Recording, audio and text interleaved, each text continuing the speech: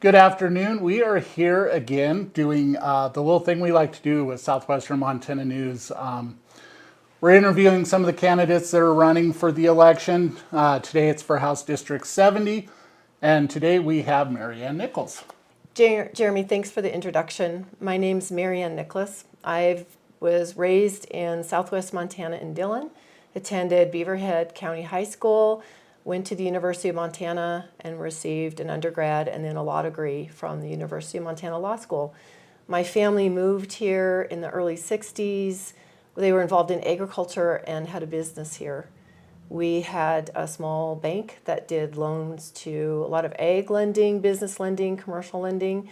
When after college, I worked in Helena for a law firm, then came back to Dillon with a private practice, and then went to work in the bank full time. We had a trust department, so I did some legal work for that. I did a lot on the operations side and got to know a lot of our friends and neighbors that were ag lenders, homeowners, business people. And it's a great community. I'm proud to be from here. You know, it's funny, I have lots of people that I know we've either moved away, but Dylan always calls you back. It seems to. I did go away to school and wasn't sure I would come back to Dillon, but ended up coming back to be in the business and have been involved here for all those decades since then. My daughters were raised here. They both graduated from Montana universities, Montana State University, and my other daughter from the University of Montana Western.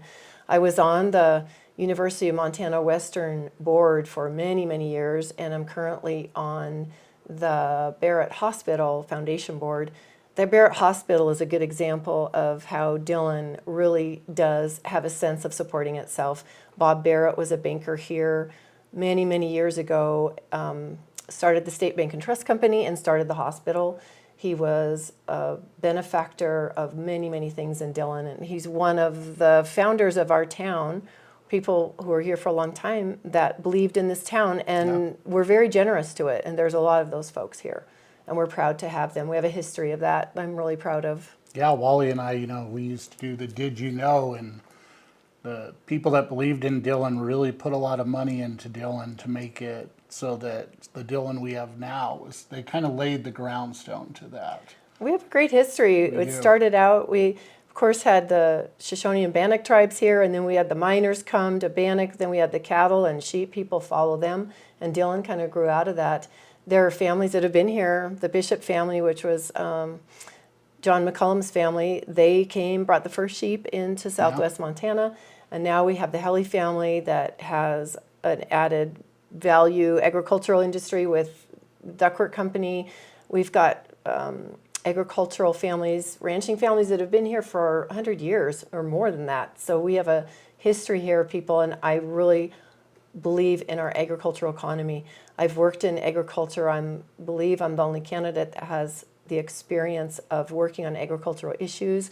From when wolves were reintroduced, we still have some predation problems that I don't feel are adequately addressed. I feel like our agricultural community has adapted to the wolf reintroduction amazingly, and I think they continue to adapt to these new scenarios that they keep having to deal with, but they do it with a lot of ingenuity and a lot of adaptation.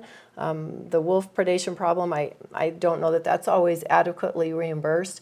We had the bison getting the Yellowstone Park expansion a few years ago, and that was a huge threat to our ag community. If we were to lose our brucellosis-free status, which we did temporarily, that would be devastating. So I've spoken up for that. We are seeing now some issues with the DNRC and the federal government filing on water on some of the leases. That's really going to impact some of our allotment holders. I think that's new. I don't think that's part of our prior appropriation history with water law in the state, so I'm hoping that gets addressed. That's a headache nobody needs. Yeah, most of the ranchers, they need that water, and, water rights, there's been wars over water rights. Oh, they say, and we are having a good year so far this year with a little moisture and rain, and we hope it keeps coming. We had the dam put in the early 60s. I think it went in 1961, and that changed this valley too. It made the East Bench more valuable once that irrigation happened up there. As you know, Jeremy, we're a big hay and grain producer, and Beaverhead County has a lot of cattle.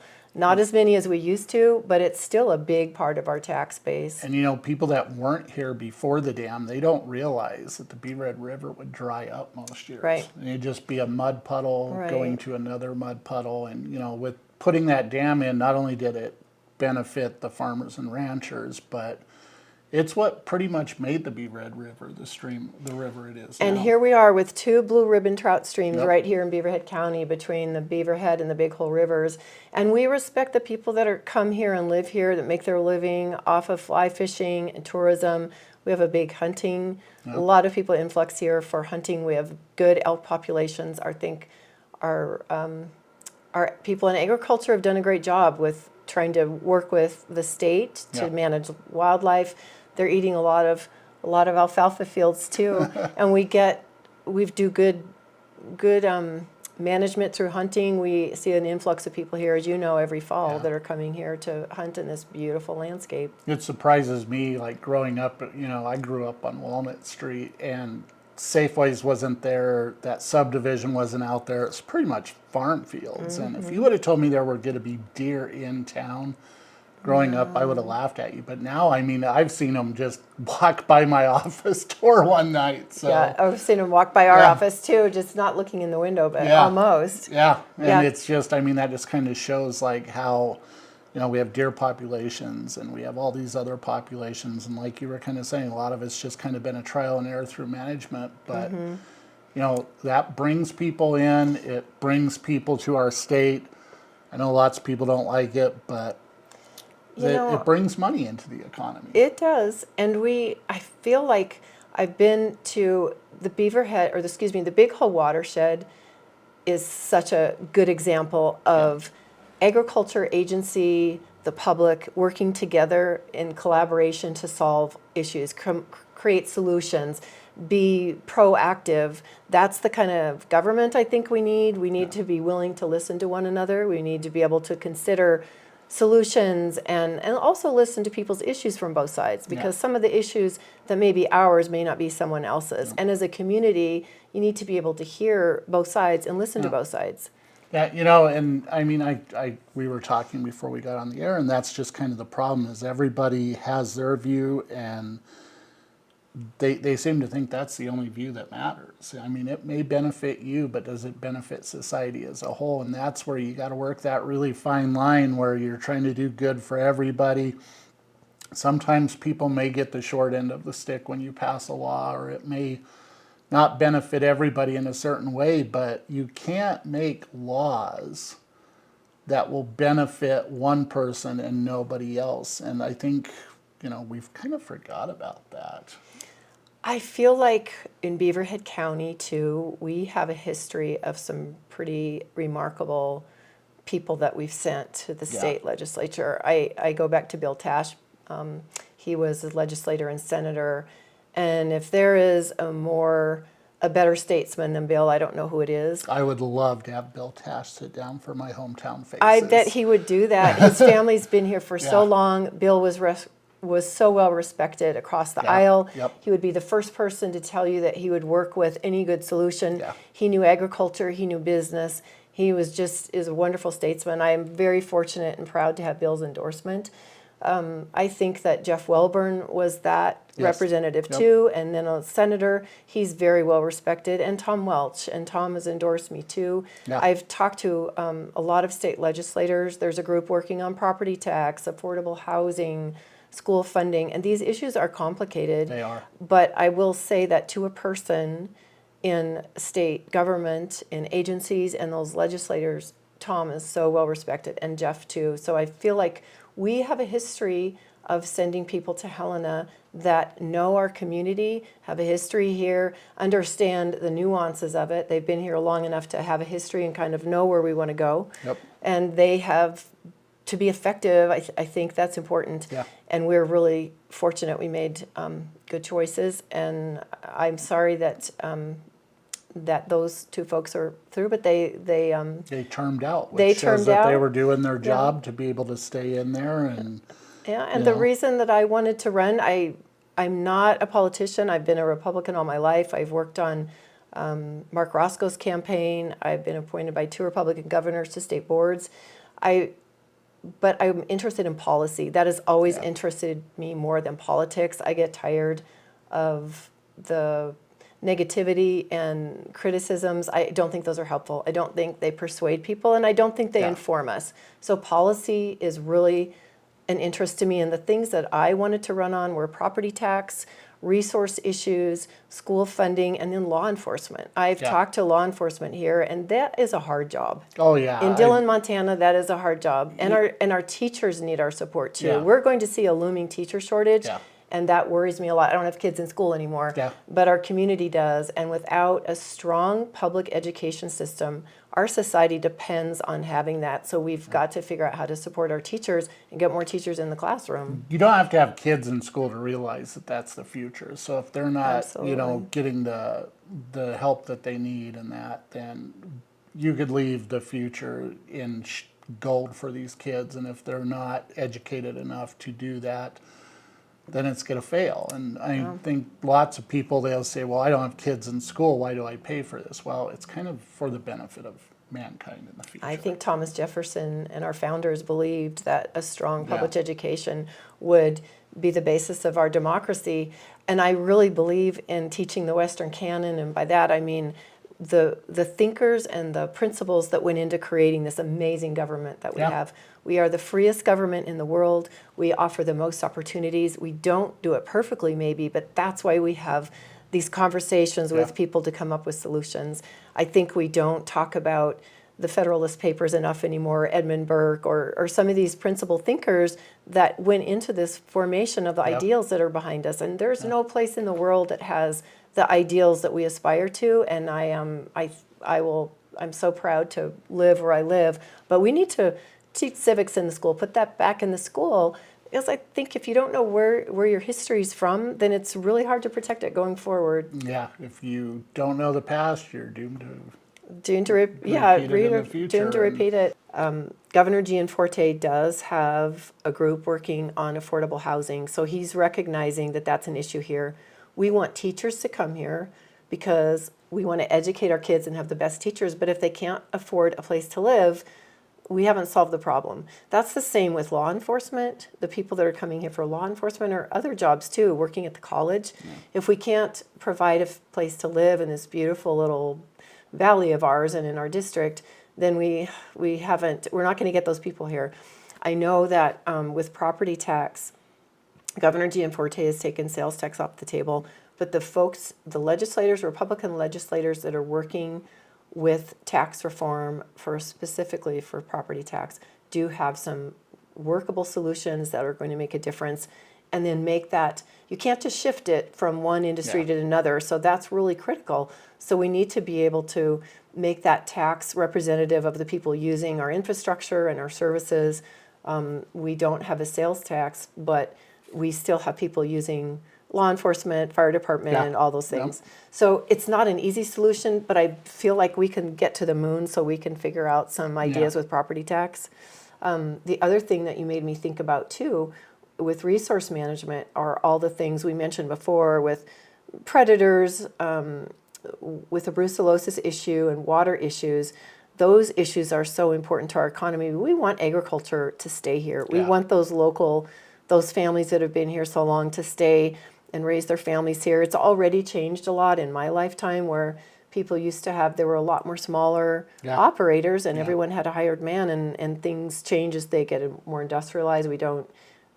We have pivots now, we have better machinery and bigger machinery, and we can certainly change with the times, but be mindful of how that impacts our community. Yeah, it was kind of funny because I was telling my wife, when I worked for Williams Feed quite a few years ago, we had little lines on the spreaders, and you'd go out in a drop foam, and she's like, well, how would you know where you had already did? I said, well, you'd line the line up on the rear view mirror with the foam drop, and then you knew your spreader was not overlaying itself. And now they just go out there and they have a GPS, and it just takes them around, and they just do it. And and it's like you said, a pivot, if they want to move the pivot, they can move it from their phone.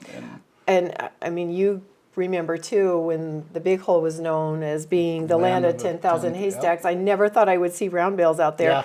And when I was a kid, a lot of people had summer jobs, Yeah. muckraking in the big I hole. remember my friends would go for usually about the end of July. They'd Yep. go for 2 or 3 Yeah, weeks. it was and probably a hey, great yep, job, and you could work at Cotham's Yep. potato farm too. Yeah. It's just a different time now. Yeah. But yeah, some things change, but you want to Yep. be mindful of how you make those changes. And I Exactly. think being effective legislator is about looking down the road, knowing where we've been. Yep. I've been here long enough to see that. There are changes that have been good, some have been bad. Yeah. But be proactive about preserving what we want. One of the things that's great about a small community, and I think makes us be courteous and treat each other better, is you know people when you meet them in the grocery store, Yeah. the post office. If you have anonymity, even in Bozeman anymore, drivers are rude because I'm pretty sure they think I'm never going to see that person in the person's- grocery store. yeah, But I know exactly. here I see a lot of people, friends and clients and people I've worked with in the post office. So, and I don't know everybody in there, but I know a lot of people. And you just treat people better when you know Oh, yeah. who they are. And I want to think that we respect the people in our community like law enforcement Yeah. because we know them by name. Yeah. We're going to see them. I talked to our sheriff a couple of months ago about, I used to do some criminal defense work years Mm-hmm. ago, and there might be 4 people in the jail. The day I was there were 22, and I think that was on the lower average. So our community has changed drastically Yeah. in the last 30 years of the needs that we have. And Sheriff Wendt did talk about, and so did Police Chief Alvarez, about mental health needs. Yeah. That comes up a lot. There are social services that we have to provide. There's a cost to not providing those. Yeah. Those people end Yeah. up in jail. They don't have treatment. We don't have treatment facility in Dillon anymore. Yeah. I used to deal with Dick Thomas, who did a lot of the mental health services here, and we need to be able to provide those services. There's a cost to that with our stress on law enforcement, and then not being able to provide those people, housing them in the jail if that's the only option we have right now because Galen is full. We need to have some solutions for that. That's a stress on law enforcement, or probably our educators too. So Yeah, it's like if you ever want to see how busy law enforcement is, buy a scanner.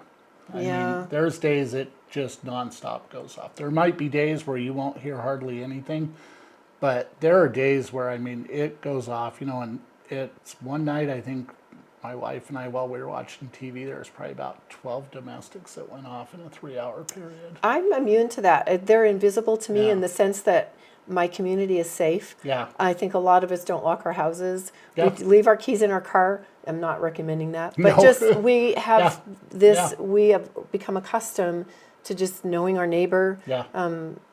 just feeling safe here. And I think that's a credit to the law enforcement. is. And we want to continue to support them and give them the resources that they need before they need them, rather than trying to react. Yeah, because it's a lot harder once it gets out of hand to bring it in instead of helping them. Exactly. And also, again, it goes back to having a healthy community. If people have those resources and they can use them, today I sat down and was talking with the ladies up at the hospital about mental health for older people, and you need those resources in the community because mental health can affect everybody. Well, it does affect everybody, but there's other people that really struggle with it. And if they have nowhere to go, eventually they get out of hand with themselves, and then, like we said, they end up down in the jail or they end up causing problems in the community. Where if they had some place to go to help curb that, to talk to them, even it makes it a better community. Well, you brought up our hospital, and it's critical that we keep our rural hospitals. I know the governor is a supporter of Medicaid expansion, and I have a whole file here of why that's a good idea. If someone wants to know, we really, that's a federal program, so if you don't like that, then change it at the federal level. Yeah. But for us to not avail ourselves of that resource makes no sense. Yeah. It creates jobs. Employers like it because it keeps their employees healthy. For some people, that is the only access they have. It's much more cost effective than using the emergency room.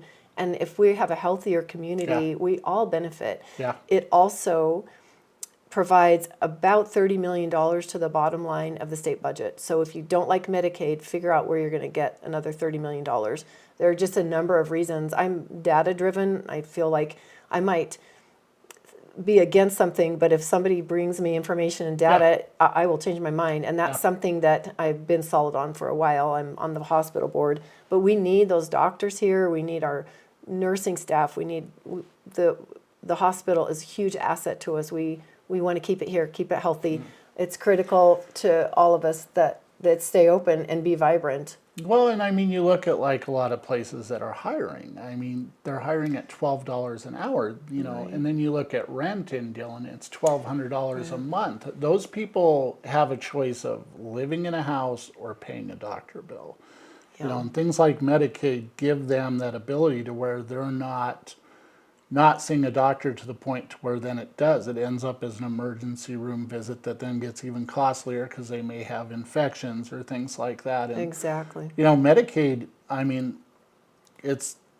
everybody wants to complain about it, but until you've actually had to use it, Right. you don't realize how big of a lifesaver And I think it if truly you have questions about it, you might need some more information. Yeah. So I'm happy to visit with you Yeah. about that. I just think it's so critical. This community, I've been in this community for a really long time, and we step up and help each other. Yeah. I'm an Episcopalian. I've been a member of my church for all my adult life. I'm proud that we started the Wood Bank. Father Harry Yeah. Neely and Val started the Wood Bank, then the food pantry. Yeah. Millie Brown, good Episcopalian, started that, and now it's been taken over by all these people that donate Yeah. there. And but for the grace of God, Yeah. it could be one of us or our family. Yeah. So yeah.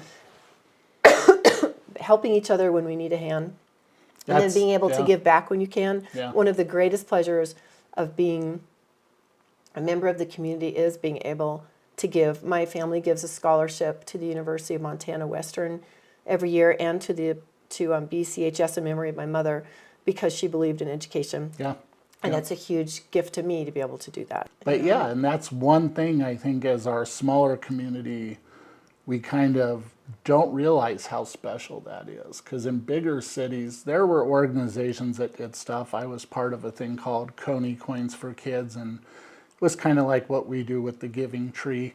But, you know, you really, when you get into one of those community organizations like that, you really see the dire needs of people that, you know, if it wasn't for that, and the sad thing is with that, we also had to turn away applicants. Yeah. Because you could only do it 2 years. So there was nothing else for those families in there other than maybe Toys for Tots. But yeah, and, you know, we have that Giving Tree every year that Gail puts on. Community members take it, they buy the presents. You know, she doesn't put a 2-year time limit on it or that, and you know, that's something special with our community is we're a very tight-knit community, but we're also a very giving community. I think we are too. I think of people, and there are people that have been here, like Gail.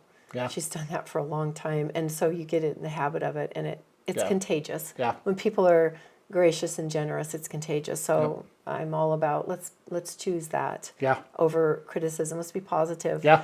I feel like that's what we need in Helena too, is the Yeah. ability to foster being able to work with other legislators. I think you have to do that to be effective.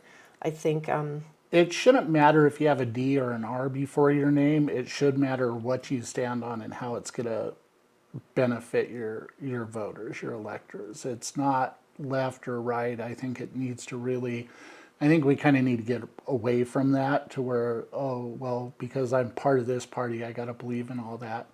You're there for the people that elected you, and that's what your main goal is to benefit those people. believe and that the best choices you can make my possible. constituents, if I get to Helena, are Yeah. who I represent. Yeah. I represent their needs. I'm here to take their phone calls. Yeah.